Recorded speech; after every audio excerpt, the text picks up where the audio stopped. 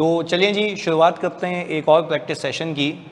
तो आपके सामने समर 2024 का सवाल आ रहा है, मतलब आप ये समझ लें कि ये लेटेस्ट अटैम्प्ट है जो अभी गुजरी है, ऐसा ही है ना। तो ये देख लेते हैं कि अगर आप इस अटैम्प्ट में बैठे हुए होते तो क्या आपसे ये हो पाता या नहीं हो पाता। सही जी, मैं इसको रीड कर रहा हूँ, वो क्या ही रहा है इसके अंदर। प्लीज़ देखें, जैसे आपने कल पार्टिसिपेशन रखी थी वैसे ही आज आपने पार्टिसिपेशन रखनी है, लिख लिख के बताना है, ताकि आप यहीं पे लिखें, यहीं पे लिख के बताएं, कोई मसले वाली बात नहीं। आप टाइप करें सुकून से, मुझे लिख के बताएं ताकि मैं आपको फीडबैक दूं। अच्छा, और एक और चीज़ देखें, क्योंकि ओपन बुक है तो जो चीज़ जो अंग्रेज़ी आप आयजा से पिक कर सकते हैं वो लिख लीजिए करें वहाँ से, क्योंकि वो एग्जैक्ट वो अल्फाज होंगे। पर अगेन वो किसी किसी जगह काम आएगा, जब जैसे फॉर एग्जांपल 710 में क्वालिफाइड ओपिनियन होता है पिछले साल, उसका इम्पैक्ट आज भी है, तो वो अंग्रेज़ी एग्जैक्ट वहाँ से उठा सकते हो। सही ना, तो ये बातें आपने ख्याल रखनी है। आगे हमने कहा कि भाई your firm is the auditor of Pharma Glikon Limited, a company listed on the PSX। सही, ये लिस्टेड कंपनी है। जैसे लिस्टेड कंपनी का दिमाग में आता है कैम तो भेजे में फिक्स हो ही जाता है, ऐसा ही है ना। अब वो यहाँ पे देना हो या ना देना हो, उसका तस्करा हो या ना हो, वो अलग बात है। आगे फिर वो कह रहा है फॉर द ईयर एंडेड 31 मार्च 2024, हमारा ईयर एंड है 31 मार्च 2024, ये याद रखिएगा। अच्छा भाई, PGL issued it's financial statements on June 1, 2024। उसने FS कब इशू किए हैं? 1 जून 2024 को, with the profit before tax of ₹1500 million. Audit report also sign on June 1, 2024, यानी जिस दिन हमने ऑडिट रिपोर्ट साइन की है, क्या ये फाइनेंशियल स्टेटमेंट्स मार्केट में इशू हो चुके हैं? जल्दी बताओ, शेयर होल्डर के हाथ में आ चुके हैं? जल्दी बताएं, शेयर होल्डर के हाथ में आ चुके हैं? यस सर, बिल्कुल आ चुके हैं। तो ये बड़ी क्रिटिकल इंफॉर्मेशन होती है जो आपने बड़ी केयरफुली रीड करनी होती है। आगे PGL management has informed you that they intend to amend the financial statements after incorporating effects of the following developments। अच्छा, पहली चीज देखें, वो क्या ये रहा है कि आपका ईयर एंड है, आपका ईयर एंड है 31 मार्च 2024, ऐसा ही है। अच्छा, क्या आप, मैंने जब आपको रिपोर्ट का वो चैप्टर करवाया था, क्या आप सब्सिक्वेंट इवेंट को कंसिडर करते हैं up till the date of audit report? जल्दी बताओ।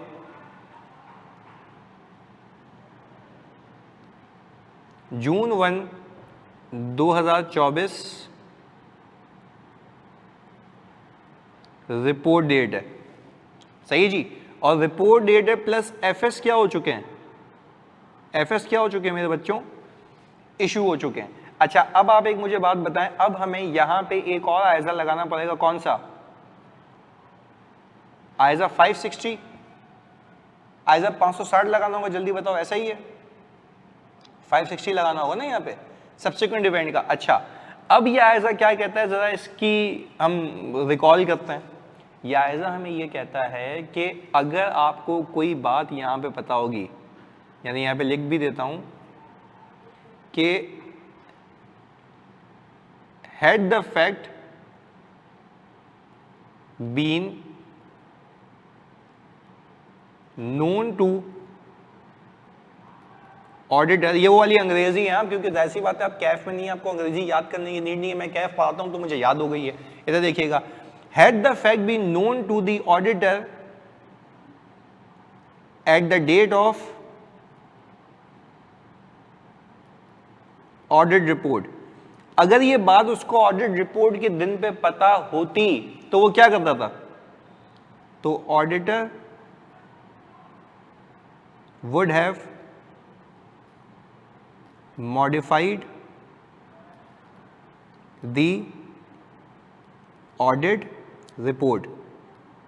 याद आ रहा है मेरे बच्चों? याद आ रहा है कि भाई देखो, अगर ये बात ऑडिटर को रिपोर्ट पे साइन करते हुए पता होती तो वो अगर रिपोर्ट को अमेंड कर देता तो वो कब करता? जब वो एडजस्टिंग इवेंट होता है। ऐसा ही है ना, in any case, in any case आपने IAS 37 की, IAS 10 की तो कंप्लायंस करनी है ना। यानी वो कोई भी इवेंट है उसकी कंडीशंस रिपोर्टिंग डेट पे क्या होनी चाहिए? जल्दी बताएं, रिपोर्टिंग डेट पे क्या करनी चाहिए मेरे बच्चों? एग्जिस्ट करनी चाहिए, ऐसा ही है। पर यही चीज अगर उसको रिपोर्ट पे साइन करते हुए दिन पे पता होती, that would have caused the auditor to amend the audit report. पर ये चीज कब पता लगी है उसको जल्दी बताओ, ये चीज उसको कब पता लगी है, ये चीज उसको कब पता लगी है, रिपोर्ट पे या रिपोर्ट के बाद? हाँ जी, रिपोर्ट डेट के बाद, ऐसा ही है ना। अच्छा, फिर यही लिखा हुआ है आपके आईजा 560 के अंदर कि अगर रिपोर्ट डेट के बाद कुछ आपको पता लगा, कोई ऐसी इंफॉर्मेशन आई जो आपको पता होती, तो would have caused you to amend the audit report. तो फिर आप मैनेजमेंट से रिक्वेस्ट क्या करते हैं, याद करिएगा, प्रोसीजर याद करें। आप मैनेजमेंट से रिक्वेस्ट करते हैं कि भाईजान जिस जिसको ये इन्फॉर्मेशन गई है वापस मंगवाओ, ऐसा ही ना, जिस जिसको इन्फॉर्मेशन गई है वापस मंगवाओ। फिर आप उसी चीज को देखते हैं कि मैनेजमेंट ने उसको सही किया या नहीं किया। फिर आप सब्सिक्वेंट इवेंट के प्रोसीजर वापस परफॉर्म करते हैं कि भाई आप मिनट्स ऑफ द मीटिंग देख लेते हैं, सब्सिक्वेंट फाइनेंशियल्स देख लेते हैं, सही है जी, इनके लीगल से इंक्वायरी कर लेते हैं, कंफर्मेशंस वापस भेजते हैं, वो सारे प्रोसीजर वापस करते हैं और फिर एक अमेंडेड ऑडिट रिपोर्ट देते हैं। और अमेंडेड ऑडिट रिपोर्ट देते हैं तो पहले जो रिपोर्ट गई हुई थी और अब में फर्क होता है, ऐसा ही है। तो पहले जो रिपोर्ट गई थी अब में जो फर्क होता है, तो आपके पास दो तरीके हैं। एक तो डॉल डेटिंग का कॉन्सेप्ट है। डॉल डेटिंग का मतलब यह है कि एक और डेट डाल दें और उस पर लिख दें कि ये एडिशनल डेट डली गई है सिर्फ इसलिए कि जो अमेंडमेंट हुई है उस पर मैंने प्रोसीजर परफॉर्म किया एक्स्ट्रा। पहले बताओ यहां तक बात समझ आती है? या तो आप एम्फेसिस या अदर मैटर पैराग्राफ डाल दें, ऐसा ही है भाई। तो वो दो बातें थी, मैंने आपको आईजा 560 का हल्का फुल्का तस्करा दे दिया। अब सिचुएशन को रीड करते हैं, आ जाएं। ऑन 31 में 2024, क्या ये 31 में 2024 ईयर एंड से पहले या बाद में, प्लीज बताएं। सोच के करना, तुम लोगों ने केस करना है, जल्दी बताएं। ईयर एंड से पहले बाद में, पहले बाद में, जल्दी बताओ। ईयर एंड से पहले या बाद में, जल्दी से। अब्दुल्ला कह रहे हैं सर बाद में। हाँ अच्छा, देखें डॉल डेटिंग में होता है क्या, एक डेट तो डल चुकी होगी ना, एक डेट तो डल चुकी होगी, जून 1 2024। फिर हम क्या करेंगे, इस डेट को काट देंगे, एक और डेट डलेगी, सही है जी। जब भी मैं साइन कर रहा हूं, लेट्स से अगस्त 1 को साइन कर रहा हूं, तो जब अगस्त 1 को साइन कर रहा हूं तो ये डेट इस बात की निशानदेही करेगी कि मैंने अब अपने सब्सिक्वेंट के प्रोसीजर्स यहां तक किए हैं इवेंट के, और मैंने ये रिपोर्ट इसलिए अमेंड की है क्योंकि जो वो एडजस्टमेंट थी सिर्फ उस हद तक मैंने वापस से काम किया है। क्लियर है? ये डॉल डेटिंग का कॉन्सेप्ट है। ओके, आगे, अब आगे आ जाओ जी। हमने कहा था court ruled in the favour of PGL. अच्छा, पीजीएल कौन है? ये हमारी फार्मा गिलिकॉन लिमिटेड हमारी कंपनी है।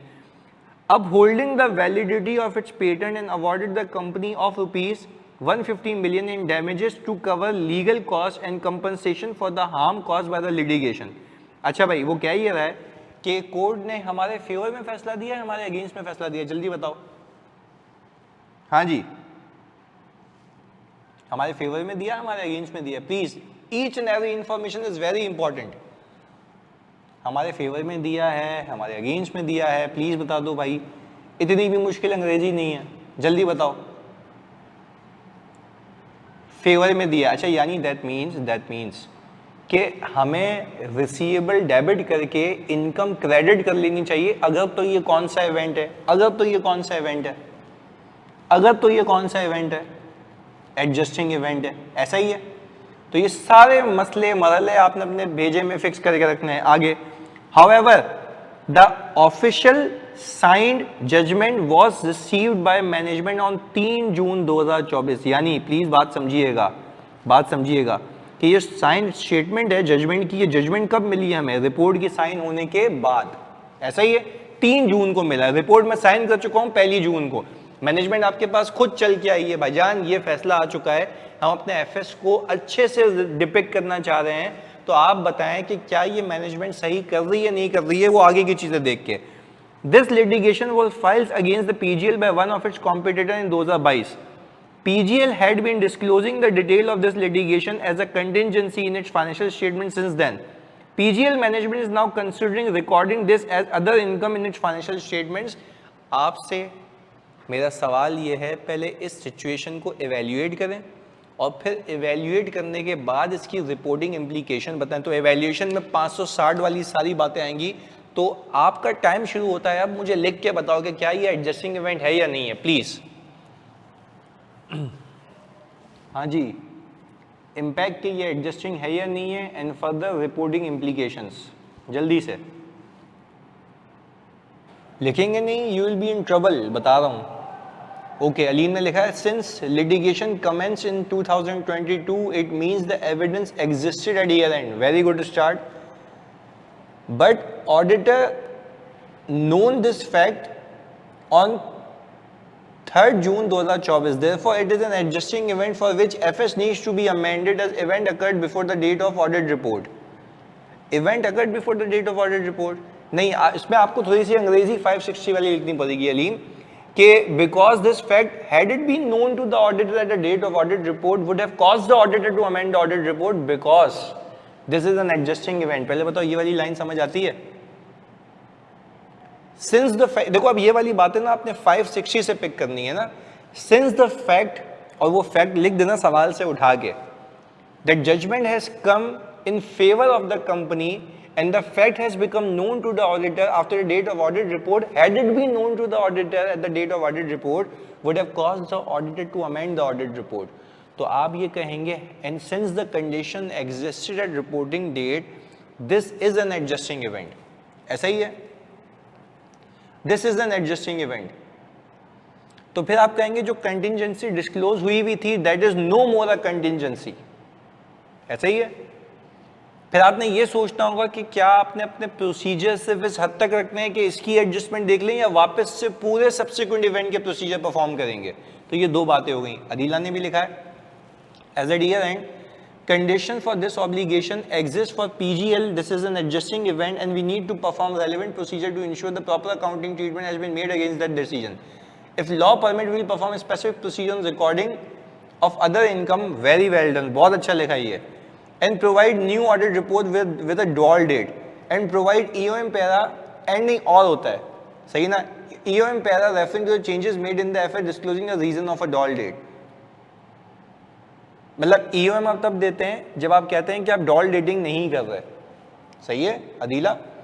ईओएम तो आप तब देते हैं ना, आप बोलते हैं कि मैंने वापस से रिपोर्ट दी है, ईओएम में जाके देख लो कि मैंने क्यों वापस से ये रिपोर्ट इशू की है।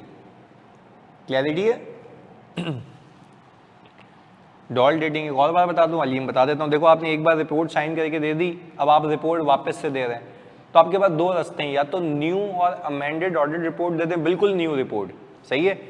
और न्यू रिपोर्ट के में एक ईओएम का पैरा डाल दें और एक डिस्क्लोजर डलवा दें एफएस में जो कि ये बताए कि अब हुआ क्या था, चेंज क्या हुआ, ताकि जिसके पास पहले एफएस गए थे उसको पता लगे कि भाई अब ये हालात वाक़यात हुए। एक तरीका तो ये है।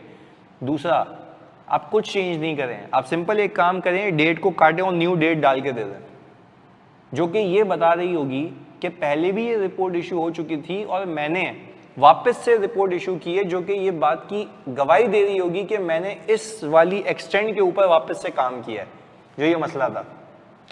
सही है? अच्छा भाई, evaluation, there was a contingency, Aksar ने लिखा है there was a contingency since 2022 which is disclosed by PGL and FS, but after the issuance of FS court ruled in favour of the PGL which is adjusting event which is now required to be accounted for in FS. और इसमें भी ये लिखना है अक्सर आपने कि had it been known to the auditor at the date of audit report would have caused the auditor to amend the audit report. वो वाली अंग्रेजी लिखनी है आपने ताकि रेफर हो सके। Reporting implication, discuss the matter with the management where appropriate those charged with governance, determine whether FS needs amendment, inquire how the management intends to address the matter, carry out necessary procedure in the circumstances, review the steps taken by the management to ensure that anyone receipt of the, अच्छा ये इसमें आपने procedure लिखे हैं, इसमें procedure required नहीं थे। सही है? पर वेरी गुड, ये प्रोसीजर सही लिखे हैं आपने कि इंक्वायर करेंगे। अच्छा देखो, determine whether FS needs amendment ऊपर आप कंक्लूड कर चुकी हो तो ये वाला हटा देना। Inquire how the management intends to address, देखो अगर ये दोनों बातें आप लिखोगे ना तो ऐसा लग रहा है कि आपने कॉपी पेस्ट किया वहां से। ये दोनों बातें तो रिक्वायर्ड नहीं है ना अक्सर, कि determine whether FS needs amendment, inquire how management intends to address the matter, क्योंकि उसको पता है कि उसके कैसे एड्रेस करना है। आपने कंक्लूड करना है कि क्या वो एड्रेस सही कर रहा है या नहीं कर रहा। हाँ, आप यहां से शुरू करेंगे, auditor will carry out necessary procedure in the circumstances of amendment. Clarity है? एंड गुड ट्राई, अच्छी ट्राई थी। चलें अब हम इसका सोल्यूशन दिखाते हैं और आप देखिएगा, मैं अगेन कहता हूं आप लोगों की ड्राफ्टिंग 100% मैच नहीं होनी चाहिए, आपका आइडिया मैच होना चाहिए, आपको पूरे नंबर मिलेंगे। देखिएगा, as this litigation was initiated in 2022, जैसे एक्स्ट्रा ने भी लिखा था और बाकी सब ने भी लिखा था, it provides evidence of the condition that existed at year end came to the auditor's knowledge on 30 June, यानी कंडीशन एग्जिस्ट करती थी, मुझे पता कब लगा है जल्दी बताओ, पता कब लगा है जल्दी बताओ, बाद में, ऐसा ही है। This is therefore an adjusting event for which the financial statements can be amended as the event occurred before the date of audit report, but the facts become known to the auditor knowledge after the date of auditor's report. The effect of rupees 150 million is 10% of the profit before tax of rupees 1500 million. Since the effect is confined to a single element of the financial statement, the effect is material but not pervasive. Auditor needs to consider whether the audit procedure would be restricted only to the subsequent event or they would extend all the procedure to, यानी भाई वो कह रहा है कि या तो यही समझ लो कि यही subsequent event है, या तो आप पूरे प्रोसीजर वापस परफॉर्म करो। जब पूरे प्रोसीजर वापस परफॉर्म करोगे तो अगेन आपको फिर नई रिपोर्ट देनी पड़ेगी एम्फेसिस और मैटर डालने के साथ। यहां तक क्लैरिटी है? जल्दी बताएं। ओके, इम्प्लीकेशन क्या होगी अगर वो ये सही कर रही है? तो क्या कोई रिपोर्टिंग इम्प्लीकेशन है? हाँ जी, क्या कोई रिपोर्टिंग इम्प्लीकेशन है? नहीं सर, ये देखें क्या लिखा हुआ, as the management has correctly recorded it as income there will be no implication of this matter on the opinion expressed by the auditor. यहां तक क्लैरिटी है? जल्दी बताएं। इसी का दूसरा केस करें, इसी चीज का दूसरा केस कर लें कि 1 जून को रिपोर्ट साइन हुई हुई है, सही है जी, फाइनेंशियल इशू हो चुके हैं, 31 मार्च आपका ईयर एंड है। ये रहा जी अगला केस।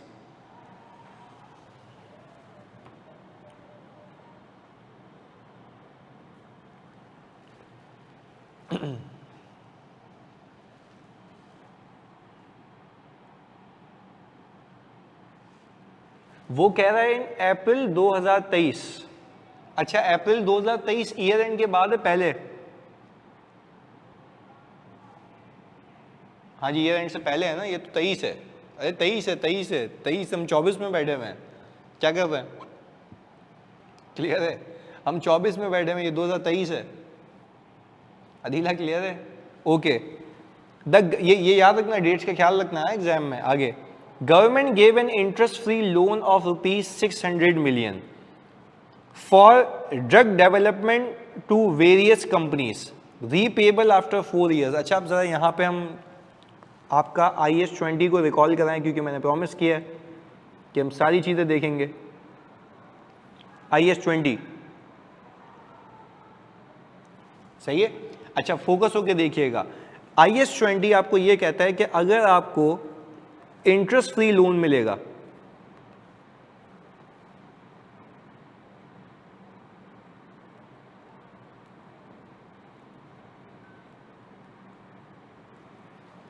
तो इंटरेस्ट फ्री लोन के लिए आपको ये बात पता होती है कि जो पैसे आपको आगे पे करने और बीच में कोई इंटरेस्ट नहीं है, और वो कितना है, 600 मिलियन है, ऐसा ही है। आप इसकी मार्केट रेट से प्रेजेंट वैल्यू लेंगे ना अगर, तो वो वैल्यू क्या आएगी? जल्दी बताएं, जल्दी बताएं, वो वैल्यू क्या आएगी? वो वैल्यू क्या आएगी? जल्दी बताएं। कम आएगी, ऐसा ही है।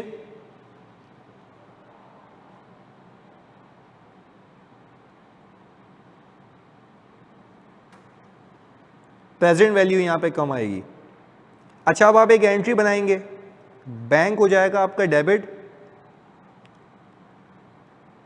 लोन पेएबल क्रेडिट और डेफर्ड ग्रांट इनकम क्रेडिट, और अगर कोई कंडीशन नहीं है तो ग्रांट इनकम क्रेडिट। यहां तक बात समझ आती है? यानी आपके पास अज्यूम कर लो कि ये प्रेजेंट वैल्यू 400 मिलियन आ गई, अजम्पशन है, पैसे कितने मिले? 600, बाकी क्या आ जाएगा आपके पास? Deferred grant. पहले बताओ ये कॉन्सेप्ट रिकॉल हो गया? जल्दी बताओ ये कॉन्सेप्ट रिकॉल हो गया? जल्दी बताओ ये कॉन्सेप्ट रिकॉल हो गया? अच्छा, व्हाट इफ मैं आपको यहाँ पे रुक के पूछूं रेलेवेंट IAS के रेलेवेंट प्रोसीजर, क्योंकि आप लोगों से तो हुआ नहीं, मैं खुद ही डाल देता हूँ एक्सेल की फाइल बना के, मैं शुरू भी कर दूंगा उसको। अगर मैं कहूँ कि आपको इसको वेरीफाई करना है, इस पर प्रोसीजर क्या परफॉर्म करेंगे IS-20 पे स्पेसिफिकली, तो सबसे पहले आप ग्रांट एग्रीमेंट या कम्युनिकेशन ऑब्टेन कर लेंगे? जल्दी बताओ।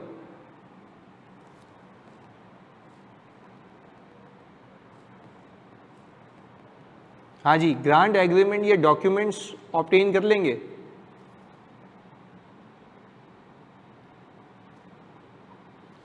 अच्छा, जिसमें सारे टर्म्स एंड कंडीशन लिखे होंगे कि आपने किस किस कंडीशन से कंप्लाई करना है, पहले बताओ ये बात समझ आ रही है?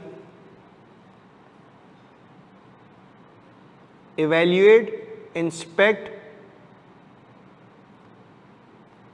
Conditions, mentioned therein. कंडीशंस देख लेंगे उसके अंदर क्या दी गई हैं। assess whether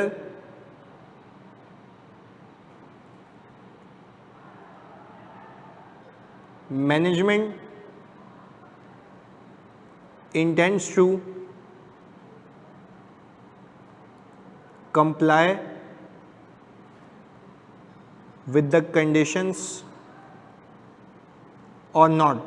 कैसे असेस करेंगे? बोर्ड मीटिंग्स वगैरह के मिनट से देख सकते हैं कि मैनेजमेंट क्या बातें कर रही है, दोस्त चार विद गवर्नेंस क्या बातें कर रहे हैं। जल्दी बताओ ऐसा है?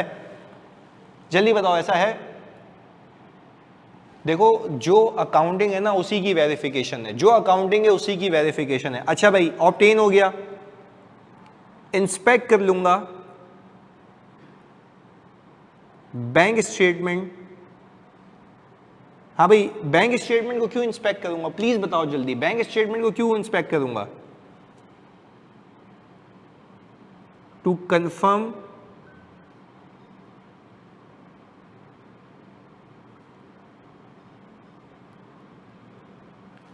Receipt of money.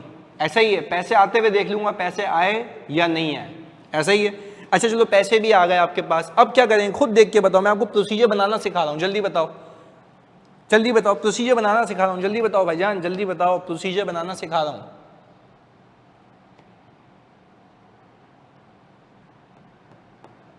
नहीं, written representation Adeela is the last procedure. Written representation is the last procedure. और क्या करेंगे? इस एंट्री को देख के बताओ ना। प्रेजेंट वैल्यू लेंगे, तो प्रेजेंट वैल्यू लेने के लिए you need to check the rate. ऐसा है, प्रेजेंट वैल्यू लेने के लिए you need to check the rate. मुझे आप एक बात बताओ, आप वेरीफाई करेंगे मार्केट रेट फ्रॉम, कहां से वेरीफाई करेंगे? जल्दी बताएं।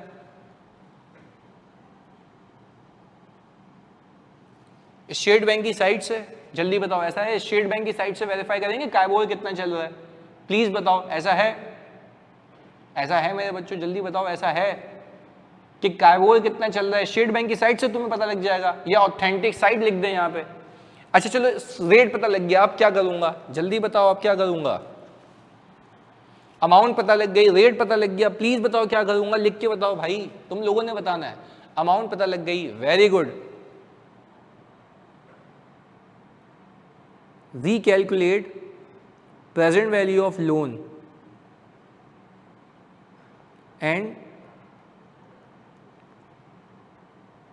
deferred grant amount।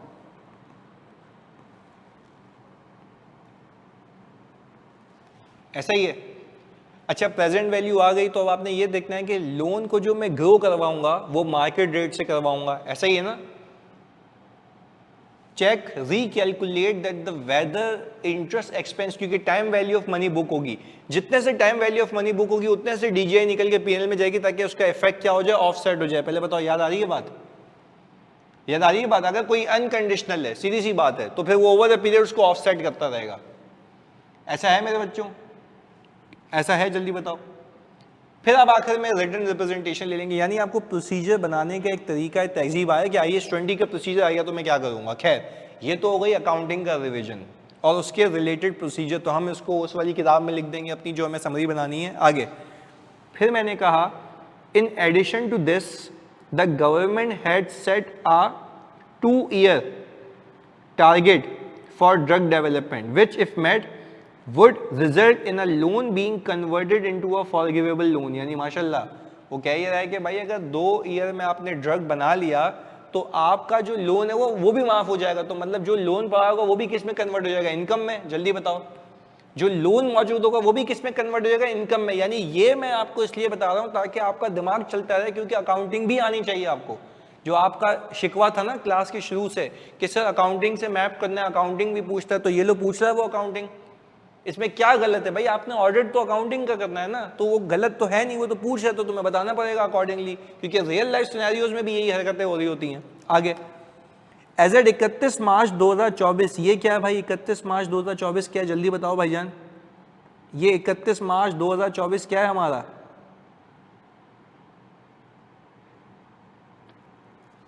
Year end. चलें जी आगे। PGL had assessed that they could only develop this drug in 3 years। अच्छा भाई माशाल्लाह, वो क्या ये रहा है कि भाईजान PGL ने असेस किया है कि वो ये ड्रग 3 सालों में बना सकता है, and therefore did not record a grant income related to a forgivable loan. वो कह रहा है कि भाई क्योंकि उसकी असेसमेंट ये थी ईयर एंड के ऊपर कि वो जो है फॉरगिवेबल लोन का जो क्राइटेरिया है वो मीट नहीं कर पाएगा, क्योंकि वो कह रहा था मैं 3 साल में करूंगा। आगे सुने। However, on 31 May 2024, is this before year end after year end? Please बताएं। After year end. चलें ओके।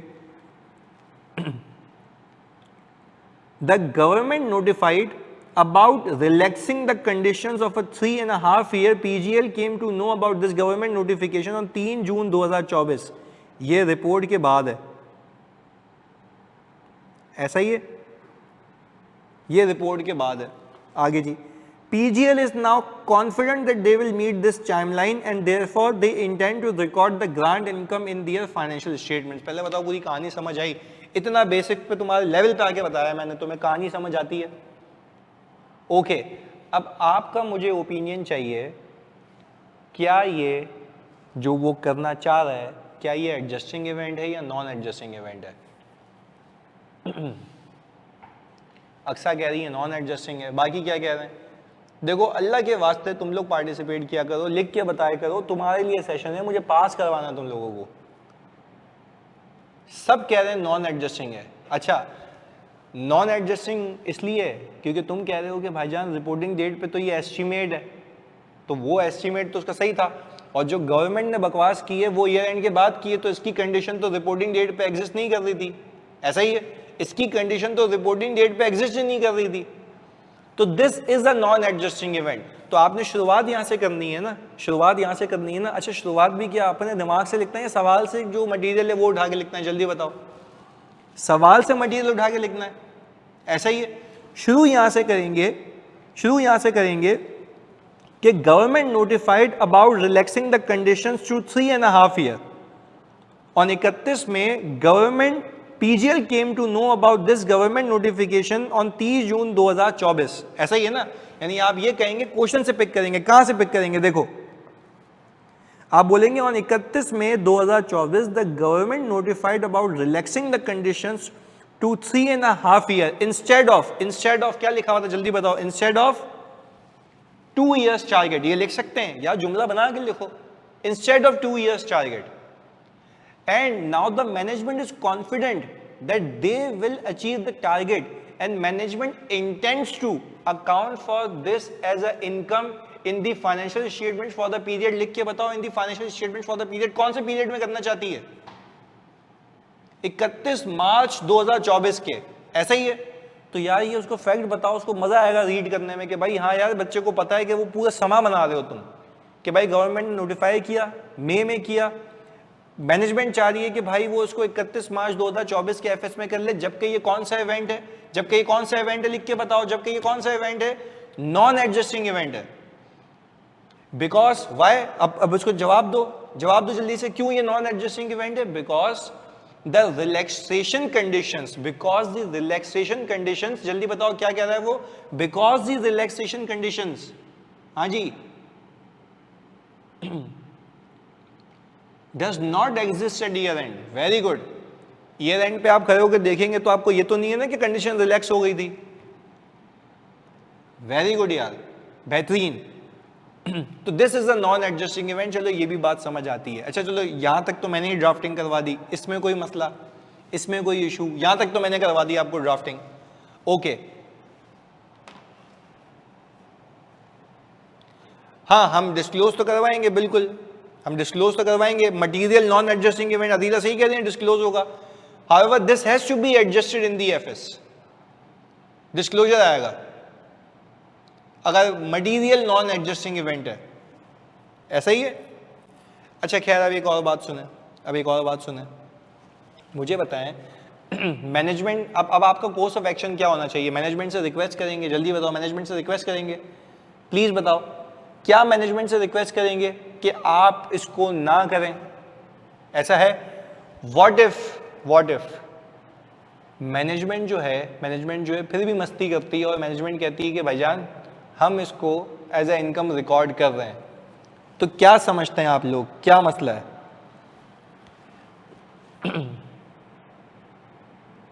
क्या मसला है? क्या ये मटीरियल मसला है? क्या ये मटीरियल मसला है? बताएं, क्या ये मटीरियल इशू है, मटीरियल मिसस्टेटमेंट है? How you are concluding that this is the material misstatement?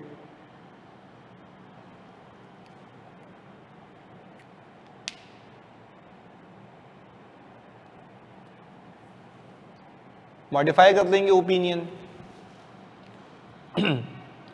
Okay, ये देखें, पूरी इवैल्यूएशन जो आप लोगों ने की है मेरे साथ, उसका ये पूरा रिजल्ट है।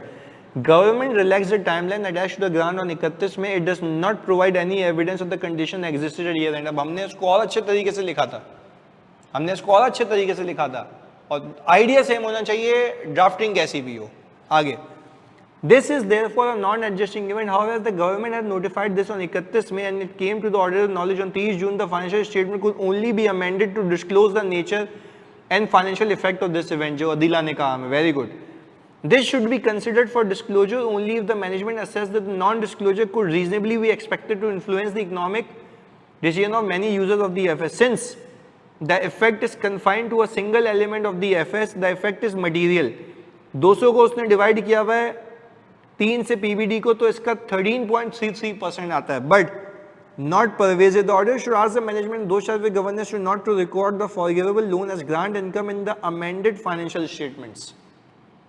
अच्छा, इसने पता 3 से क्यों डिवाइड किया? इसने कहा कि भाई क्योंकि मैं 3 साल में कंडीशन पूरी करूंगा और मेरी एक्सपेक्टेशन है, तो जिस साल में जितनी कंडीशन पूरी हो रही है उतना मैं इनकम में लेके जा रहा हूं, ऐसा ही है, तो वो उस एक्सपेक्टेशन पे लेके चल रहा है।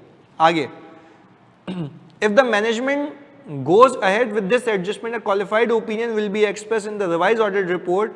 A basis for opinion paragraph describing the reasons for qualified opinion will also be made part of the audit report. ये हम कर देंगे। इसके बाद other reporting implication, please सुनना, in either case since the audit report is being reissued, the following changes needs to be made irrespective of the audit opinion being expressed.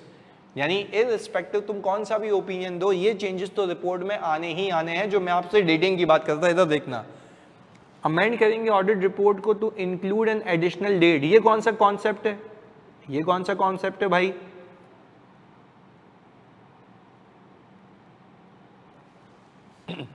Doll date का, very good. Restricted to date amendment to indicate, यानी कह रहा है कि जब doll date डालोगे तो उसका मतलब ये है कि आपने सिर्फ वो जो अमेंडमेंट हुई है उस हद तक काम किया, उसके अलावा कोई काम नहीं किया। ये बात समझ आती है?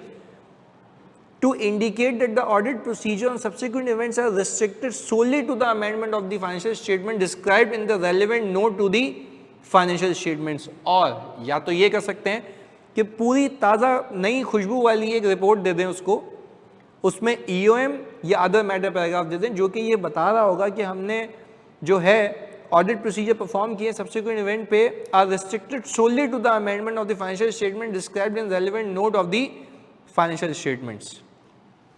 पहले बताओ, यहां तक बात क्लियर है? क्लियर है दोनों बातें? Very good. अच्छा, अब मुझे बताओ, वैसे ही मतलब अल्लाह को हाजिर नाजिर जान के कॉन्सेप्चुअली चीजें पिक हो रही हैं। अगेन मैं कहता हूं तुम लोग लिखोगे तुम्हारा फायदा है, लिखोगे तो तुम्हारा फायदा है। Okay, very good. अब मुझे बताओ, कल एक और प्रैक्टिस सेशन रखना है मैं या आयजा 800 पे चला जाऊं? जल्दी बताओ। एक और सेशन या आयजा 800, अप टू यू। अडीला कह रही है सेशन, हाँ जी, बाकी क्या कहते हैं? अच्छा, ये कह रहे हैं कि आयजा 800 रख लें। अच्छा, यूं कर लें, सेशन रख लें, चलो ओके, एक और सेशन रख लेते हैं। वन मोर, सही। एक और सेशन रख लेते हैं, पर उसके बाद फिर हम चले जाएंगे अपने आइजा 800 की सीरीज पे। और वन मोर थिंग, आइजा 800 भी रिपोर्टिंग की है बाय द वे, तो उसके सवालात भी होते रहेंगे, सही है। तो वो चलता ही रहेगा आगे तक, और आगे जाके ऐसे भी सवालात आएंगे जिसमें आपसे वो रिस्क वगैरह पूछेगा, बोलेगा इसकी रिपोर्टिंग इम्प्लीकेशन बताओ, तो वो भी आगे लाइन में है, सही है। तो उसमें भी कोई टेंशन नहीं लेनी, सही है जी। चलो मिलते हैं अगली क्लास में, अल्लाह हाफ़िज़।